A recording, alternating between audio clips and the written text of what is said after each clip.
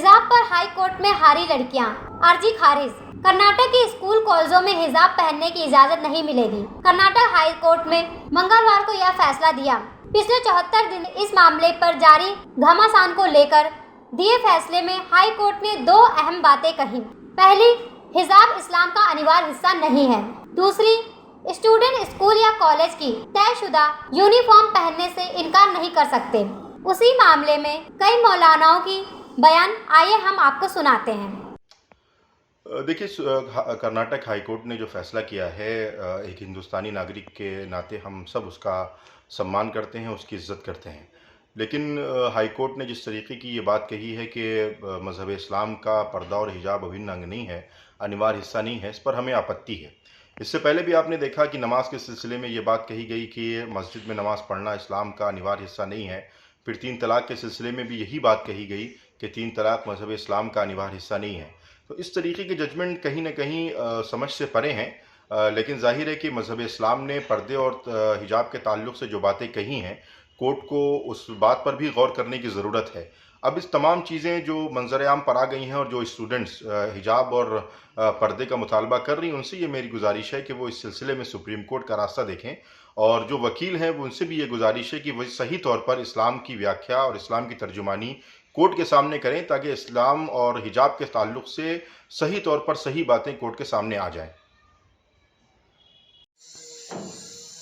Karnataka high court ने हिजाब के बारे में जो जजमेंट आज पास किया है, उसकी इज़्ज़त और सम्मान और रिस्पेक्ट के साथ हम अपनी बात रखने का हक़ रखते हैं कि हम सबको इस फैसले से डिसअपॉइंटमेंट हुआ है, क्योंकि हिजाब जो है वो हमारे दीन, हमारे रिलीजन, हमारे मज़हब का एक जुज़ है, एक पार्ट है। और जितने बड़े बड़े फ़ुक़हा हैं, उलमा हैं, स्कॉलर्स हैं, महाराजे कराम हैं, सबका ये मुत्तफ़िक़ा फ़ैसला है कि मुस्लिम लड़कियों के लिए हिजाब फ़र्ज़ है। उसमें ज़बरदस्ती कोई नहीं है, ये अपनी चॉइस है कि जो करना चाहे वो करे और जो नहीं करना चाहे वो ना करे। बहरहाल इसे बहुत डिसअपॉइंटमेंट हुआ है और आप देख रहे हैं कि जिस तरीके से मुसलसल माइनॉरिटी कम्युनिटी को टारगेट करने की कोशिश की जा रही है, तो हमारी सुप्रीम कोर्ट ऑफ इंडिया से गुजारिश है, एक देश के नागरिक होने की हैसियत से, कि जिस तरीके से हम लोगों को टारगेट किया जा रहा है, हमारे दीन को, हमारी शरीयत को, उसके लिए भी कोई गाइडलाइंस जारी करें जो इस मुल्क की तरक्की और मफाद के लिए अच्छा नहीं है। बहरहाल मेरी गुजारिश है, और जैसा कि मैंने भी सुना है कि मुस्लिम ऑर्गेनाइजेशंस जो हैं वो सुप्रीम कोर्ट का रुख करेंगी। हमारे पास एक चॉइस है, all India Muslim personal law board है और दीगर तंजीमें हैं कि जो सुप्रीम कोर्ट की तरफ रुख करेंगी। और इस फैसले से हम लोगों को डिसअपॉइंटमेंट हुआ है, लेकिन हम लोग सब कोर्ट का सम्मान करते हैं और हमारे जितने मज़हब के मानने वाले, उन्होंने हमेशा कोर्ट का सम्मान किया।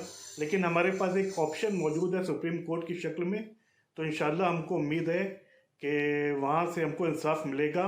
लेकिन इसके साथ ही साथ मेरी गुजारिश है कि पैगंबर और प्रॉफिट की सीरत को फॉलो करते हुए पूरी तरीके से सब्र का मुज़ाहरा करें, पेशेंस और धैर्य का मुज़ाहरा करें और हिकमत अमली से काम लें, स्ट्रेटजी से काम लें। किसी भी तरीके से मुश्तइल होने की ज़रूरत नहीं है। ये हालात जो पैदा किए जा रहे हैं, ये आ भी रहे हैं, वो इंशाल्लाह ख़त्म भी होंगे, क्योंकि इस देश के अक्सरियत हिंदू भाई इंसाफ की बात करते हैं और इंसानियत के हक़ की बात करते हैं।